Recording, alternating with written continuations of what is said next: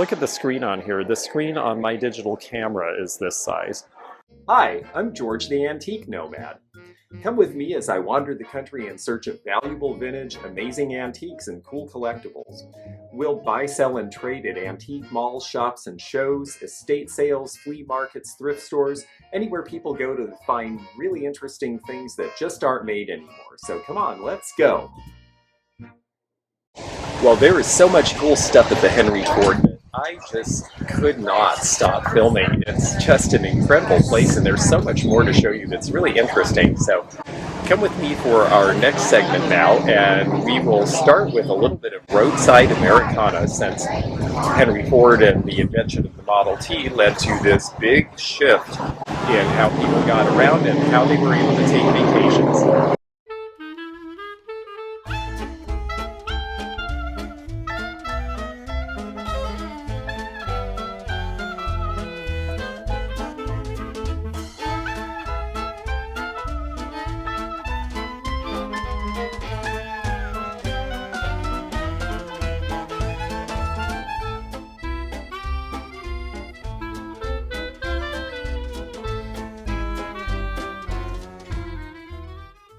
Here is your classic 1920s or 30s tourist cabin, which would be your motel, and they would have all been separate back then rather than joined together in one building. And look, that's got some nice printed blankets and a chenille on it. Great luggage. These were the type of motels that by the 50s were so run down and not pleasant in a lot of cases that things like Holiday Inn sprang up. Holiday Inn guaranteed air conditioning, televisions, telephones, pools, and on-site restaurants. So this little Admiral TV is showing Kukla, Fran, and Ollie, a popular early 50s kids show. Look at the screen on here. The screen on my digital camera is this size. This was done in 1957 as a design for safety purposes. So everything was trying to make this the safest car. It's called a Cornell because it was developed at Cornell University. That was where the wraparound windshield idea came from. They had seat belts. They had bucket seats so that you had some protection behind your head. These were ideas that many of which ended up being used in cars later. But at the time, they were considered rather radical. This car cost $50,000 to make back in the 1950s as an experiment. But it was actually the safest car in the world. It's interesting, this chest with drawers, they say, is from about 1700, and it's Colonial American, and yet the designs seem very Scandinavian to me. But of course, the designs came straight with the folks from Europe, so that may make more sense. And then this is a quart cupboard when you see this style, with the canted top. Lots of storage space. This one dates to around 1700.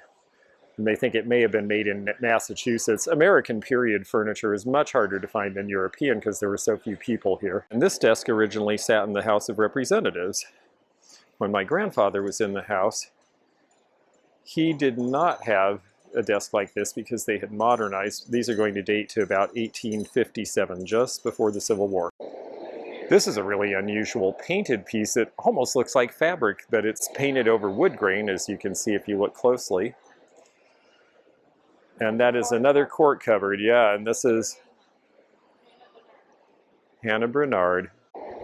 That's a good point. Susan was just mentioning that these were to store pewter and silver and valuables at the time. Not a lot of people could afford those sorts of things, so to be able to afford to have this piece of furniture made and painted with your name on it, you had to really be somebody. Here's a clay model. Now this is something to show. This is how cars are actually designed, and they will use clay initially because they can mold it and shape it and change it, and it's not as expensive as doing a steel body. And then once they have the clay model down, then they start building the actual car based on its specifications. This one is a cutaway, and I'm not sure why they did this. You notice it's half and half, so let's see why they did this. This is 5 years ago.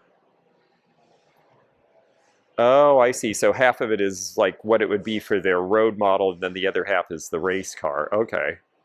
because the road model gets a little spoiler because it looks cool, but the race car needs a big one. So these were all Henry Ford's personal collection. I did not know that he liked to play violin and fiddle. And of course he had money as time went on. So this one is a Cremona from 1647. This one is a real Stradivari. If you have a violin that says Stradivarius, it is not a Stradivarius, by the way. This is also Stradivari. What a beautiful collection. There's just so much to see here. You could spend days just going through one part of this if you really studied it carefully. And it is a great way to learn about old things, to see a lot of examples like this in museum settings. It doesn't mean you're necessarily going to find these things out in the wild, but then again, you might. It happens sometimes. The colors are so incredible. Over 160 million sold. I think they've gone up since then. Things that we sell. This is what they had in there. They actually have some in there if you got your frat. Oh, how cool. Yeah. I always ask for Smith's ice cream. How neat. A very fancy circa 1870 Florence sewing machine from Massachusetts. And a very different style. It took them a while to get sewing machines to the design that we see today, which is more typically similar to this 1940s design. And there's a Predicta television set. These sell for about $500 if you can find one that works, and a lot of them still do. Way ahead of their time. Fun design. And if you wished you were a car, you might wish you were an Oscar Mayer Wienermobile. This is a classic design. Anything that looks like the Wienermobile is collectible because they drive it town to town and then they give out little premiums like Wienermobile shaped pins and whistles. This one's from 1952. The first Wienermobile dates all the way back to 1936 when they came up with the idea and debuted it in Chicago. They have some of the premiums that they gave out. There's the bank, the little plastic rings. I'm surprised we don't see the little plastic rings more. I see the whistles. Yeah, I see the whistles. I didn't know they did a watch either. That's so fun. I've never actually owned that piece of Camark, but it's a really cool one. I like that shape. They had some really neat designs. And I see this plate, which is Sparta, and I didn't realize that was from Ohio. I always thought of it as being European. Catalina pottery is one I see out west a lot, and they're usually two-tone. Then, of course, Roseville. Who's that? Ruby. Oh, Gruby Faience. Yeah, boy, they made really nice stuff, too. So many wonderful pieces in this collection. This is just really exciting to see. And there's the Roseville Classic piece on the right. Come back so we can go to Pewabic. Oh, I really would like to see. Pewabic is great pottery from here in Detroit and very collectible and rather expensive. It's a lot like Rookwood in that you'll see installations where they have this huge backsplash and everything tiled with that. So neat. Our friend, she's from near Dedham, isn't she? Yeah, very popular with the bunnies. They did reproduce that in the 80s, but these are older pieces. How cool. It's beautiful, but you'd have to design with that in mind or design around it. Yeah, it'd have to be a focal point. Yeah. Now, I've sold a bunch of these kind of etagères over time. Strangely enough, a lot of these found their way out west, which surprises me considering there's not a lot of furniture or houses from this era, which is 1880s, 1890s, but I have run into them out there. I think the last one I sold for $1,000. They're just gorgeous. What I find interesting about these gloves is how similar the shape is to what the Plains Indians and such were sewing in terms of gauntlets. I guess it was a universal idea, though. You had to keep stuff off of your arms. And a very early AAA badge. AAA badges are collectible anyway, but this one is really early on. The AAA formed basically because they were trying to get better roads so that people could drive cars other places. Here's someone's 1911 Automobile Club of America membership card. Love the giant train layout. And how fun to be a volunteer and get to do this. Yeah. These two vehicles have significance to me. Not only are they very luxurious for their time and way ahead of their time, but the one on the left is a Cord. And when I was a kid, I had the Hot Wheels version of this, and it was my favorite car because I liked old cars. They were very sporty and very expensive at the time, and they had a supercharged engine, so they went very fast. And then this one was a 1956 Lincoln Continental, and my grandmother and her late husband had this car when it was new for a couple of years.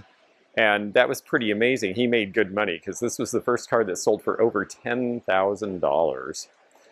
Unfortunately, he was thrown from a horse and killed, and so that fortune went with the rest of the family other directions, and so did the car, but it was a beauty. And then behind it is an Edsel, and everybody laughs at Edsels now, but when they were being designed, they seemed like a great idea. They were upper middle class for aspirational professionals. It's just by the time they came out, the name, the styling, and some of the innovations were not up to snuff. Hey everyone, I just wanted to take a quick break and thank you for watching this video. If you're enjoying it, please give it a thumbs up and leave a comment. Also, please do subscribe because then you can click that bell to be notified of future videos. We have membership packages. There's a couple of different levels. We appreciate the support of our super fans who help us do extra bonus content. You can check that out by hitting the join button below or clicking the link in the description. And lastly, we want to ask you to check out our new channel, the Antique Nomad Live. That's live with an exclamation point, where we're doing additional content of a live nature, hauls, sales, bonus stuff.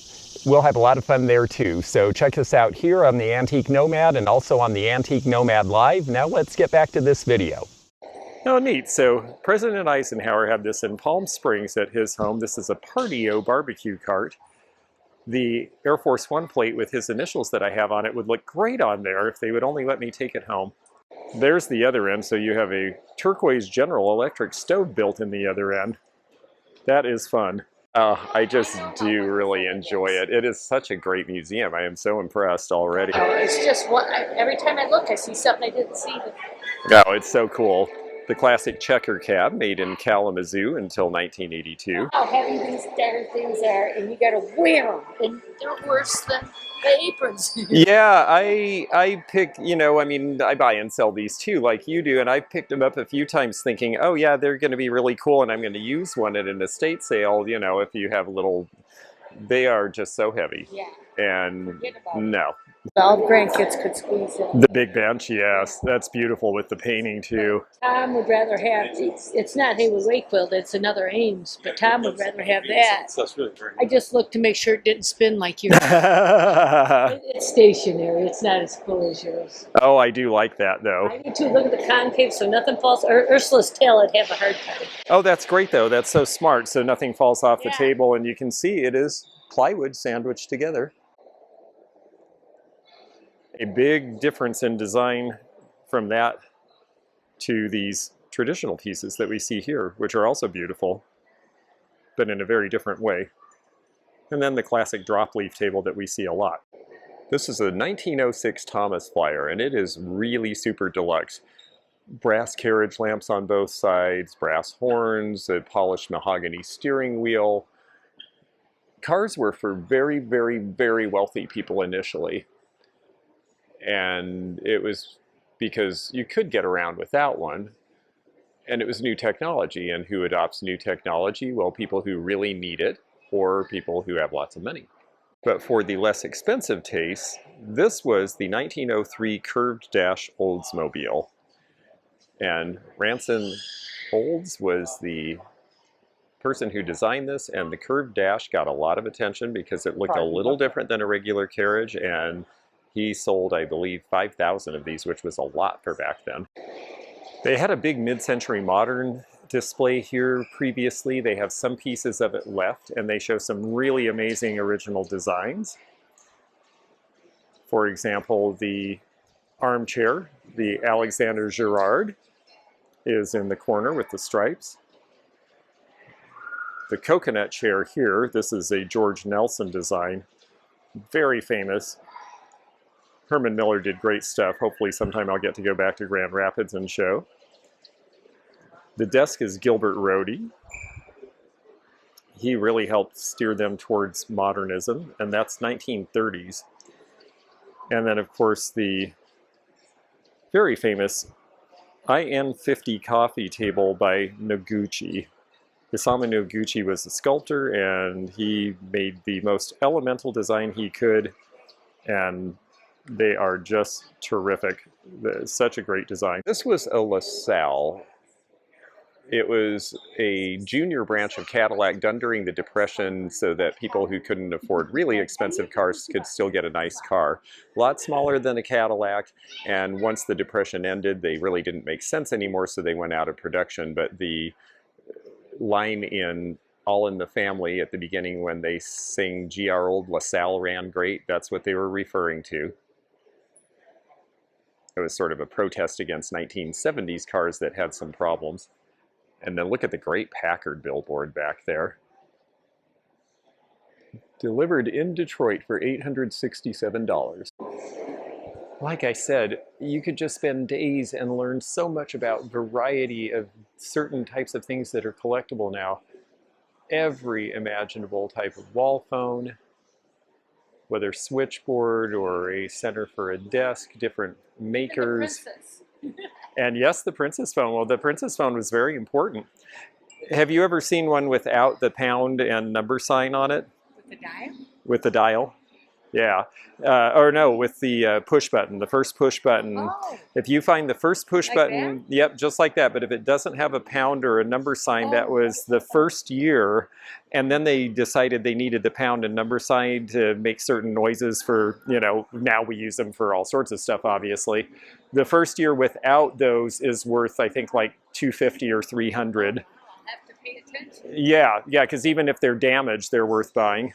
At Greenfield Village, next door to this was the 5 millionth Michigan Bell telephone installed, 1973. I have had this as a promotional car. They didn't put them into production. They had a turbine motor. It was a great idea, but it was just too expensive to build. But they're really cool looking, and the promo cars sell for about $40. This is just about a one-of-a-kind here. And then there's a dollhouse kitchen from the 1930s, and isn't that cute? And this is a replica of what? Henry Wow. Ford's house in the Carolinas.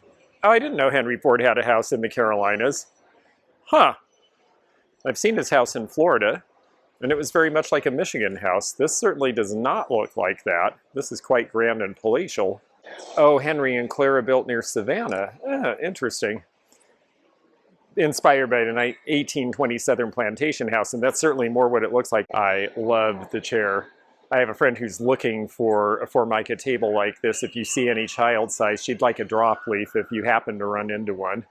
Right. It's a request I've been trying to fill. She does the Palm Beach show with me, and she's very nice. She's the lady who sells all the sunglasses there, and I'd like to find her one someday if I could. My sister had one of these, and there was something in the engine that it wouldn't start sometimes, and so her boyfriend showed her where to take the wrench and hit the engine with the wrench, and that's how she would get it started again. It was so funny, but she actually would let me go out and start it and get it ready to go, but I was too short to reach the gas pedal, so she wouldn't let me drive it. I think I was 8 years old, and she knew I desperately wanted to drive a car, but no one would let me. Manure spreader. Yeah, we all know a manure spreader or two. But I like this one better. It's a fold-down backpack bicycle. A friend of mine's kid went on a mission to Florida and took one of these with him and was like, oh, I'm just going to ride from Orlando to the beach. And I'm like, it's summer, you will die of heat stroke. Yeah, definitely. He found out I was right. This is a Model T deconstructed, and Henry Ford figured out the assembly line process to put all of this together and have pieces drop from overhead wires and be put together and form a car. And it was a radical new way of making things that expanded to pretty much every aspect of manufacturing after that.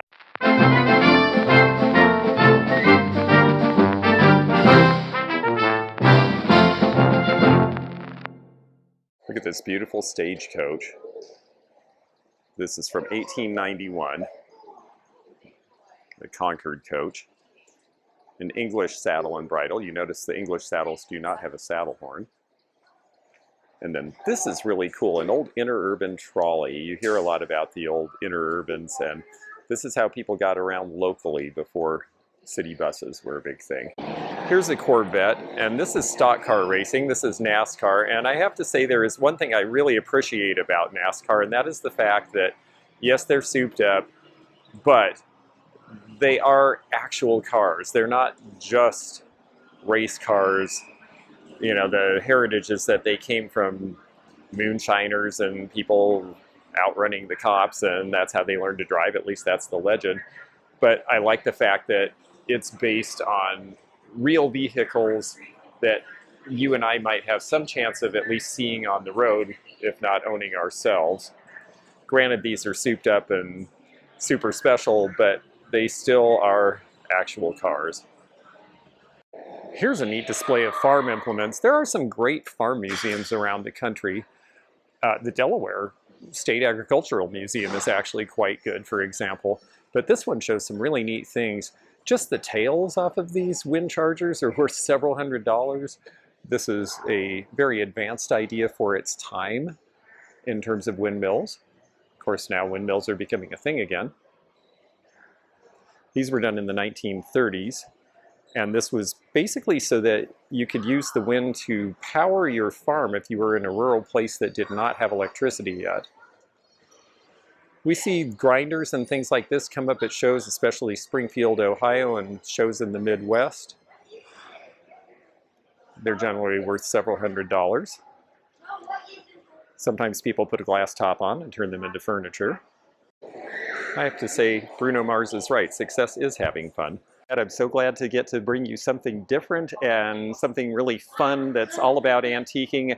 Unfortunately, we can't take any of this home with us, but hopefully it will inspire you to find things that look like these objects that you will now be familiar with. I know I'll be out there looking. It's great to see you again. Check me out on the social media below, and we'll see you in a future video. Bye-bye now.